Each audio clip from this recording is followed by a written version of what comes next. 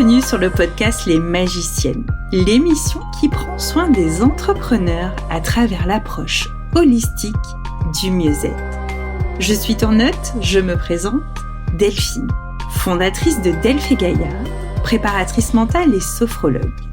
Au rythme des saisons, je te propose de découvrir, parfois en solo, parfois accompagné, toute la magie qui réside en toi et autour de toi.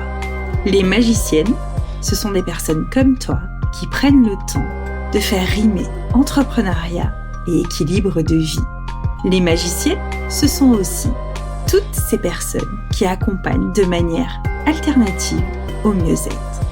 Je te souhaite une belle écoute et si tu veux soutenir ce podcast, je t'encourage à le diffuser auprès d'autres entrepreneurs qui pourraient en avoir le besoin ou tout simplement de lui mettre la plus jolie note sous ta plateforme d'écoute préférée. Belle écoute!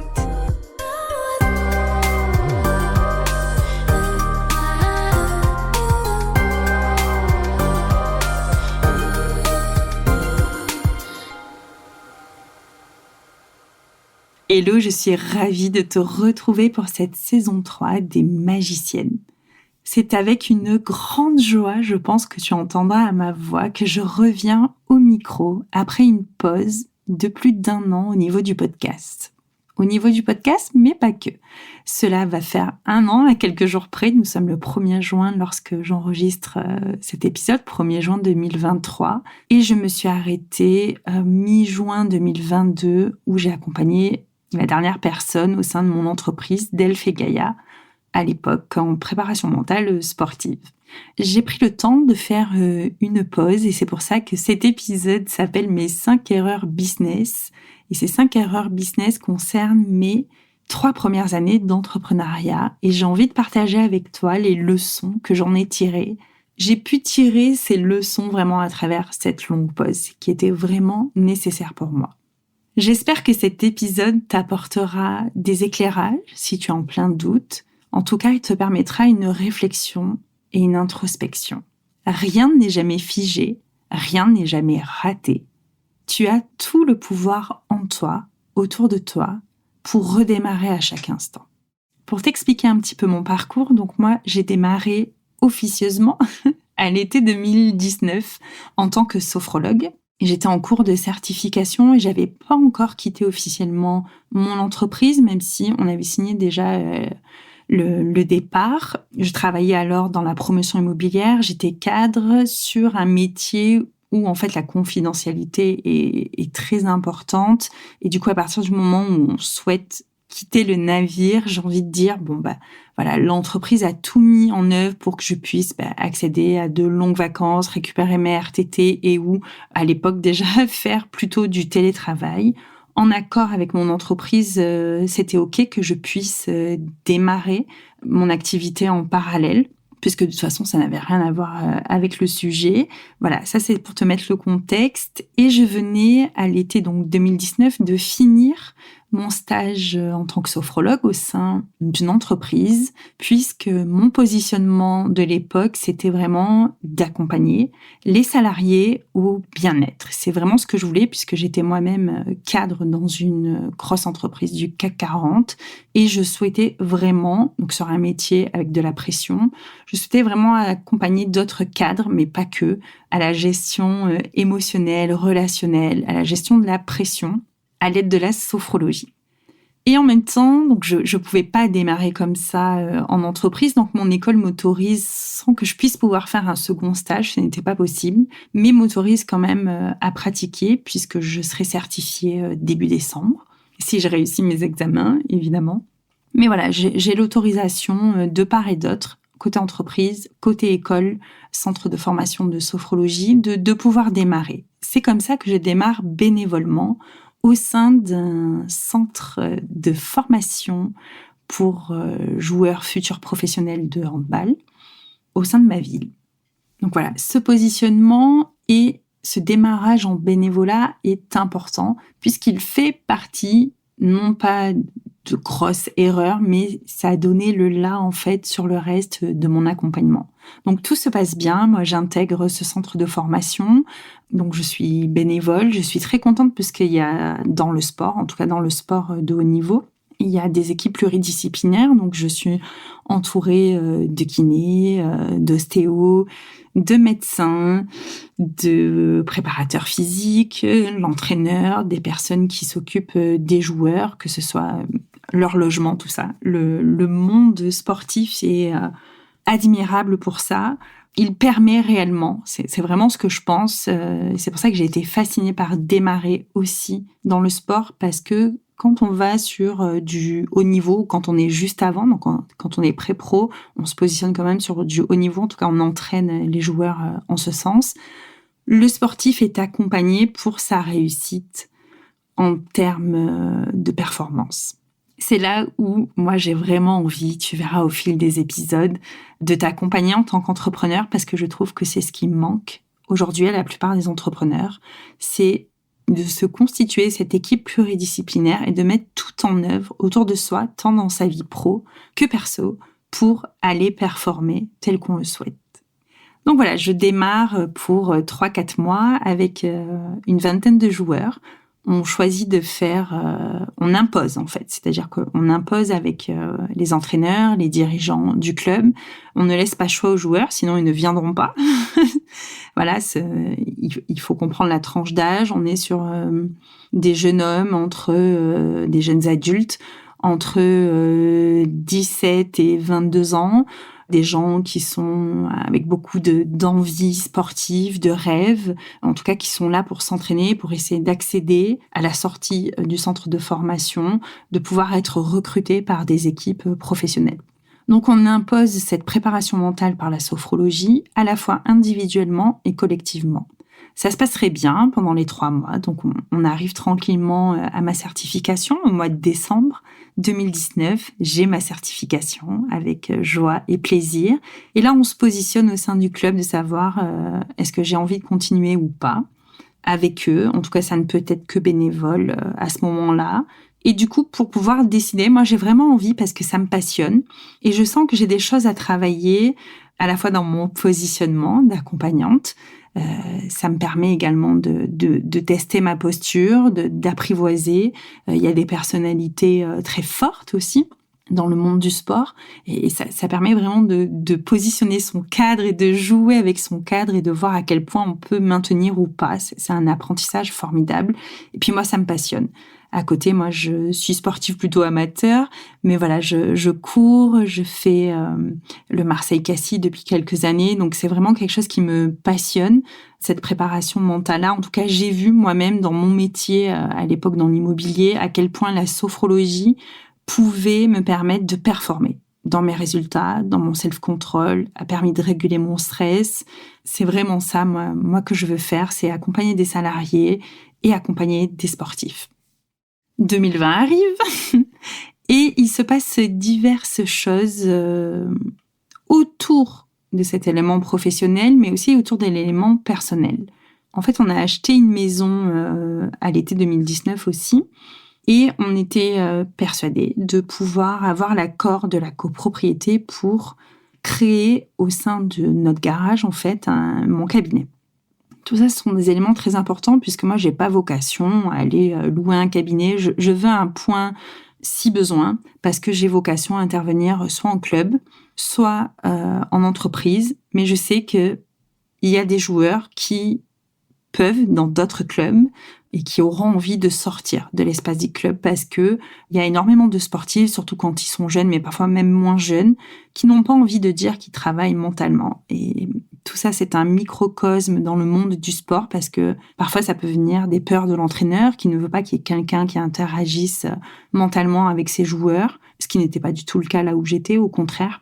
Mais voilà, il peut y avoir plein de paramètres. Il peut y avoir de la pudeur de la part du sportif parce que il peut faire un raccourci de dire si je vais voir quelqu'un, c'est que j'ai un problème, alors que non. On va pas voir quelqu'un comme on va voir un psy, que je ne suis pas. On va voir une préparatrice mentale, un préparateur mental, un sophrologue pour aller travailler ses objectifs et pour performer au mieux, que ce soit en entreprise, que ce soit dans le domaine du sport. En tout cas, c'est mon positionnement à l'époque. 2020 arrive, donc l'installation ne se fait pas. On n'a pas d'accord, et c'est pas grave pour moi. Je commence à démarcher d'autres clubs. J'intègre aussi une équipe d'autres sportifs du côté de Marseille, du coup, puisque là, le handball, c'était sur Aix-en-Provence, dans ma ville, mais à Marseille, avec une équipe de sportifs amateurs sur des VTT. C'est quand même une équipe pareille que j'entraîne bénévolement, individuellement et collectivement, pour les amener jusqu'au championnat. Avec eux, je démarre octobre-novembre 2019 et les championnats sont en mars 2020. Donc voilà, je me fais mon réseau aussi au sein du sport. Je suis très contente de ça. Je suis très contente qu'on me laisse l'opportunité et de voir évoluer en fait toutes ces personnes, ces sportifs. C'est vraiment magnifique pour moi. Je te passe les détails. Donc pour moi, j'ai pas vocation à aller chercher un cabinet, j'ai pas d'accord à la maison, c'est pas grave. Je continue de démarcher, de me présenter, et puis arrive ce qui arrive, le Covid. Donc nous sommes en mars et pour nous, le Covid arrive le week-end avant le confinement. C'est-à-dire que il restait une semaine avant qu'on puisse, avec les VTTistes, aller au championnat. Ils sont prêts, ils ont beaucoup travaillé individuellement, collectivement, ils sont améliorés. Et puis là, coup d'arrêt. Le vendredi, je fais une séance avec un sportif et puis là, je sais qu'on va être confinés parce que voilà, la fédération a prévenu. On va être confinés le lundi ou le mardi et puis le président va laisser que quelques jours avant le confinement officiel. Et là, coup d'arrêt, coup de massue. Donc, les deux clubs, tout s'arrête puisque nous sommes confinés. Je laisse l'opportunité aux joueurs et aux clubs de pouvoir me contacter, toujours bénévolement, parce qu'il me semble important. C'est un gros coup d'arrêt pour eux.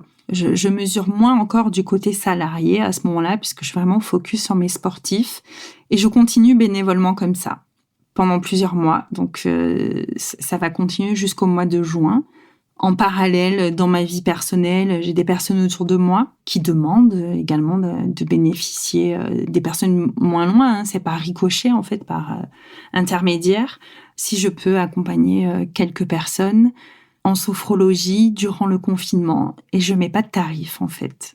Moi, c'est vrai que je n'y croyais pas du tout à ce confinement. En fait, ça faisait plusieurs mois que je voyais alerte Covid, etc. Mais vraiment, je n'y croyais pas. Pourquoi ? Parce que dans mon schéma, dans ma représentation de vie, à l'époque où j'étais enceinte de mon fils, il y a eu la grippe aviaire. Il y avait, je ne sais plus comment s'appelaient ces vaccins, mais j'ai eu très peur à cette époque-là, puisque j'étais enceinte, c'était 2009-2010. C'est quelque chose qui m'avait un peu marqué et il s'était rien passé d'extraordinaire finalement en France avec cette grippe aviaire. Donc je suis partie sur ce mode-là, j'ai pas envie de stresser. Puis je suis sophrologue, je gère mon stress. Je suis vraiment très détendue à cette époque-là. Je bénéficie du chômage, je suis sortie de mon entreprise, donc il faut remettre tout ça dans un contexte qui fait que je continue bénévolement. À l'instant T, j'ai pas besoin d'argent et j'en profite pour me former vraiment à la préparation mentale.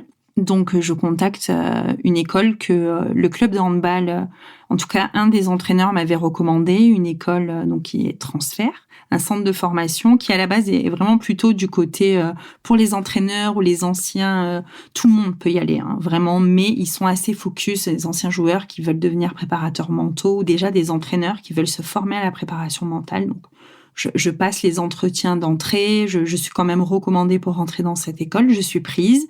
Et du coup, voilà, c'est très important pour moi parce que là, la formation, c'est vraiment de la psychologie du sport et de la préparation mentale et pas que de la sophrologie. Ce qui va m'apporter énormément de champs de connaissances, de compétences et qui va me faire repartir également sur un nouveau stage. Un stage un peu long, de 9 mois, tout le long de ma formation, j'ai 1 an pour aller chercher le titre et je vais mettre à peu près 9-10 mois pour aller chercher le titre, qui se passerait bien. Donc, voilà. Depuis mars, donc je ne développe pas à proprement parler mon activité. Et au mois de juin, donc 2020, je décide finalement de prendre un cabinet puisqu'il va falloir commencer à avancer. Je contacte énormément d'entreprises. J'ai l'habitude de faire du porte-à-porte dans mon ancien métier, donc c'est pas des choses qui me posent problème. Je démarche les clubs de sport. Ça peut être du Keep Cool, vraiment en passant à vraiment des clubs de sport, mais tout est à l'arrêt. L'été se passe. Je réussis à trouver un cabinet, une sophrologue, à qui je fais un coucou, Céline, si tu passes par là, qui me permet de sous-louer son cabinet. Donc, c'est très bien pour moi. C'est un cabinet quand même pluridisciplinaire. Il y a des ostéopathes à côté. Il y a quelqu'un qui fait du sport à côté, mais en fait, je vais me rendre compte au bout d'un certain temps, mais parce qu'elle me l'aura dit aussi, que en fait, les personnes qui sont à côté ne reviennent plus.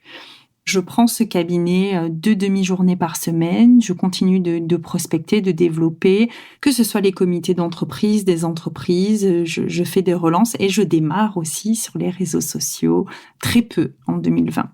Et puis bon, nous sommes à la rentrée 2020. Il se passe pas grand-chose. Entre-temps, retour des 2 clubs de sport. Il y aura pas de continuité, pas de possibilité, pas d'argent en fait pour eux, et concrètement investir c'est très compliqué pour le monde sportif mais également pour les entreprises en fait, c'est-à-dire que sur mon positionnement c'est très compliqué.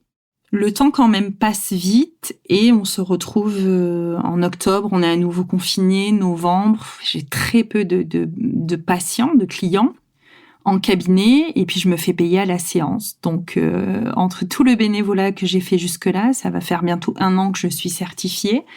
Et ce positionnement qui doit se rediriger. Donc finalement, j'ai pas un positionnement clair puisque je m'ouvre pour tout le monde et puis je fais au fil des gens qui viennent, des personnes parfois que je refuse parce que la demande n'est pas claire ou que je me sens pas d'accompagner, que je redirige vers des psychiatres, des psys. Et je décide de prendre du coup un premier coaching avec une sophrologue qui m'accompagne super bien et vraiment à démarrer dans l'entrepreneuriat, à trouver un positionnement. Donc à ce moment-là, donc on est fin 2020, j'arrête de faire à la séance, j'arrête le cabinet, puisque finalement ça commence à me coûter plus que ce que ça me rapporte et que c'est quand même une activité dont je veux vivre. Donc on décide de repositionner, donc avec beaucoup d'introspection et d'implanter pour la première fois une stratégie réelle en fait, c'est-à-dire que au lieu de m'épuiser à faire du porte-à-porte, et puis de toute façon, on est balancé entre confinement, déconfinement, c'est assez compliqué. Et je rappelle aussi que, pour recontextualiser, oui, le Covid, c'est un problème qui s'attrape par la respiration, et la sophrologie, c'est quoi? C'est un travail respiratoire. Donc, je comprends. En fait, j'arrive à analyser les peurs des gens, les angoisses. Il faut faire la sophrologie avec un masque, avec parfois une espèce de casque transparent. Je m'équipe vraiment, j'ai tout, il faut aérer, on est en hiver, voilà, c'est assez délicat, autant pour les personnes qui me consultent que pour moi, vraiment. On arrive donc début 2021, mon accompagnement avec cette coach, pareil, Zara, si tu passes par ici, un grand coucou. Et je démarre donc 2021 avec des programmes de sophrologie.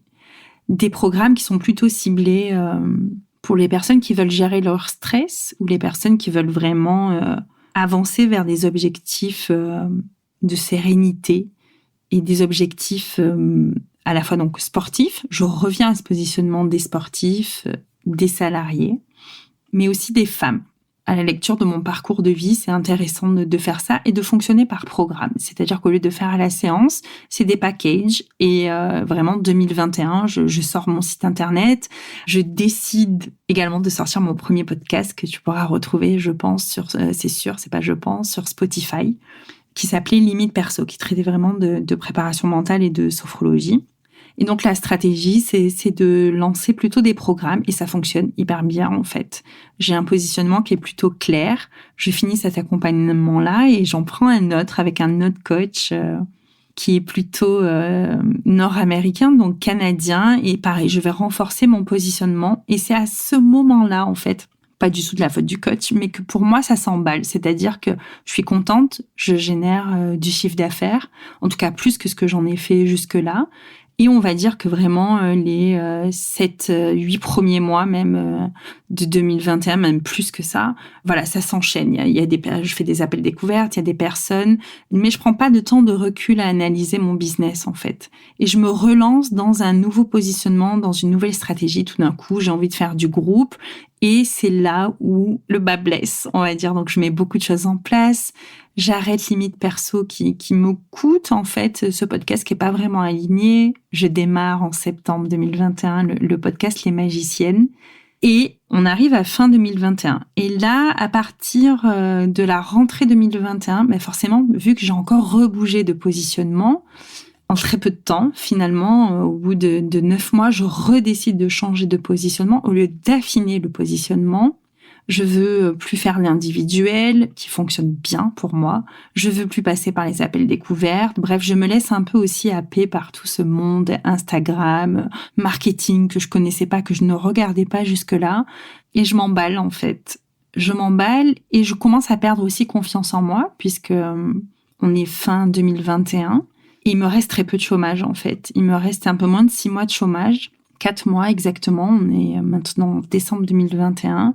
Et puis voilà, j'ai acheté plein d'autres formations entre-temps. Au lieu de rester focus en fait avec Martin, donc Martin Latulipe, et je suis rentrée dans l'Académie Zéro Limite en mars 2021. Au lieu de rester focus sur ça, je perds en confiance en moi, je m'éparpille en fait, vraiment. Et je retourne chez je prends encore, je n'arrête pas d'acheter des formations, des coachings et je me laisse happer par une formation premium. Et c'est le début de la fin, vraiment. En fait, je me positionne, donc je dis, c'est vraiment ce recrutement, ce coaching de groupe premium qui coûte vraiment un certain prix. J'ai jamais investi autant. Jusqu'à présent, mes investissements sont autour de 2 000 €. Parfois, je prends des petites formations à 200, 300 ou 400 €. Voilà. Mais je m'emballe un peu quand même avec tout ça, puisque je prends un peu des crédits à la consommation. Tout ça, ça a un impact, ça impacte ma confiance. Je vois que les revenus stagnent. Je comprends pas pourquoi, puisque je ne prends pas le temps d'analyser, ne prends pas le temps de me poser les bonnes questions. Et je démarre ce coaching premium qui n'y m'ira pas du tout, en fait. Qui ne me va pas du tout, puisqu'il n'y a pas d'accompagnement. Ce n'est que de la stratégie qui déjà ne fonctionnait pas pour moi. Et là, je vais rentrer dans une forme d'abattage de travail à fond. Tu sais, c'est comme quand tu sais que t'es en perte, en perdition, tu vas te casser la figure. Et en fait, au lieu de te laisser tomber et doucement et d'essayer de te rattraper, tu te mets à cavaler comme un dingue, comme si quelqu'un te courait après. Voilà, j'ai couru après ma perte, on va dire, avec des choix dont je prends la responsabilité, mais je sais aussi remettre la responsabilité. En tout cas, cette accompagnatrice-là, la dernière que j'ai eue avec ce coaching premium, puisqu'en fait, elle recrutait d'une certaine manière. Donc, elle savait tout ce que j'avais déjà investi. Moi, je ne savais pas que sa stratégie était déjà sur des stratégies qui ne fonctionnaient pas. Donc, moi, j'estime, en vertu de mes déontologies, que quand tu te dis coach business, mais ça sera pour un prochain épisode, on ira plus en détail là-dedans, que tu sois capable aussi de refuser des clients, en fait. Si tu sens que ta stratégie va être la même que ce qu'ils ont déjà fait, surtout quand tu process par recrutement comme ça, c'est-à-dire que tu demandes vraiment un parcours détaillé des personnes que tu recrutes. Mais ça sera pour le prochain épisode. Donc, on arrive gentiment. Donc, je fais mes lancements, j'applique quand même tout ce que cette coach me dit, mais je sens de plus en plus de stress. Je n'ai plus de droit au chômage. On arrive à la fin de droit au chômage. Donc, nous sommes en mars-avril 2022.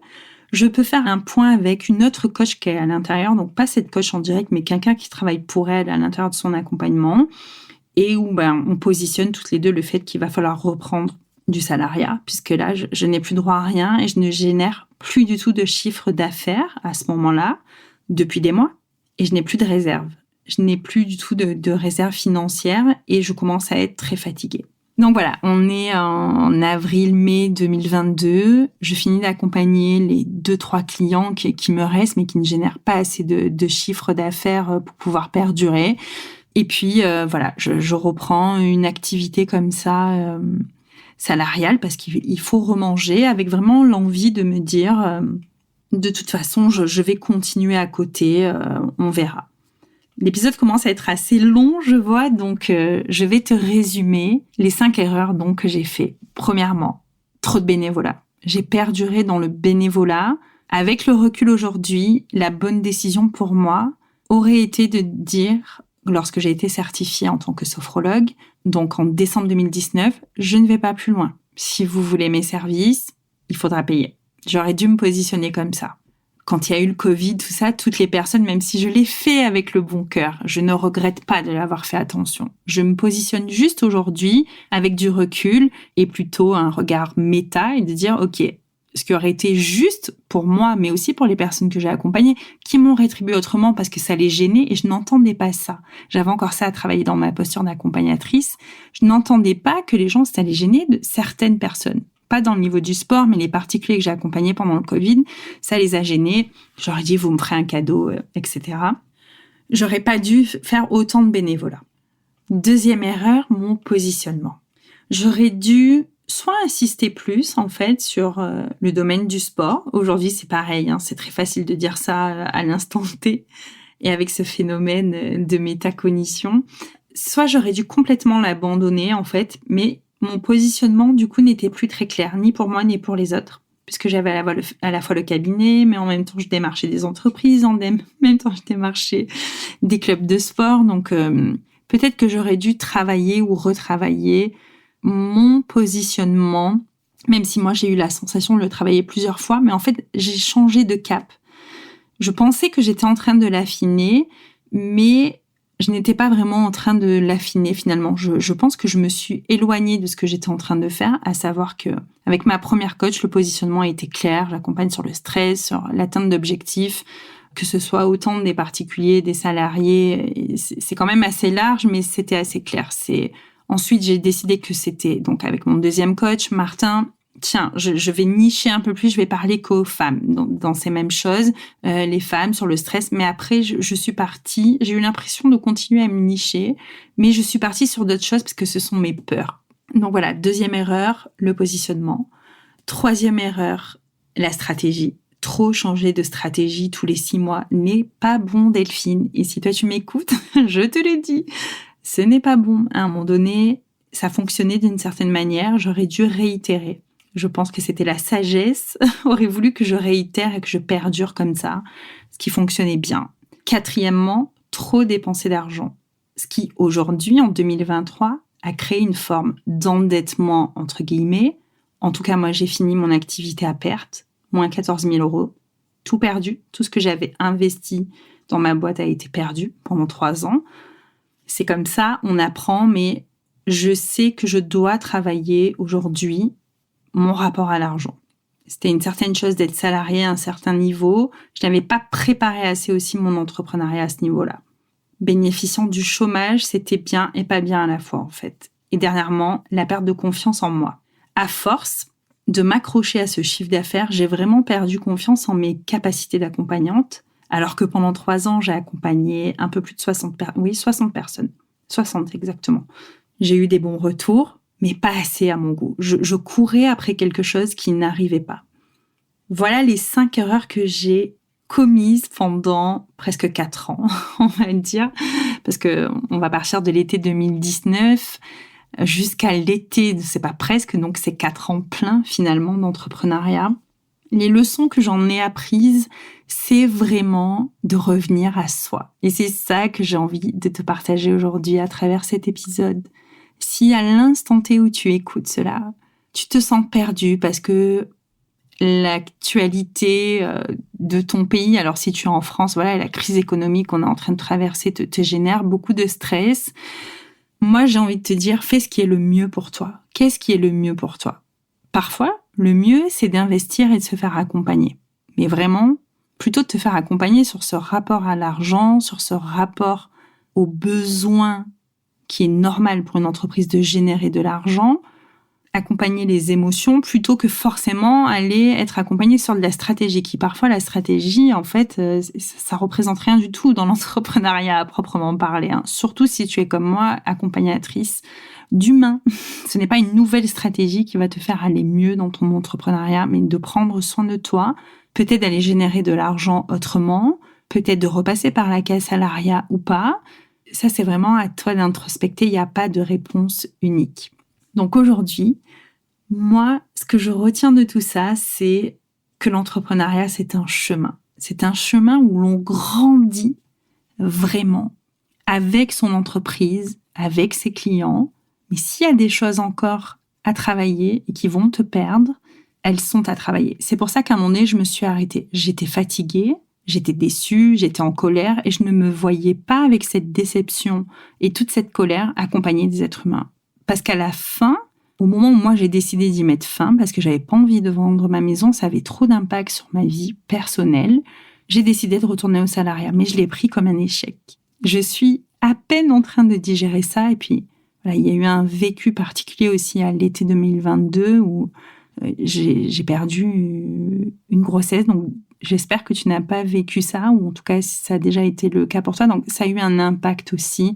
Rajouté à ça, il y a eu tout cet impact aujourd'hui qui a des conséquences sur un dérèglement hormonal, qui a un impact aussi sur le mental et sur la santé globale.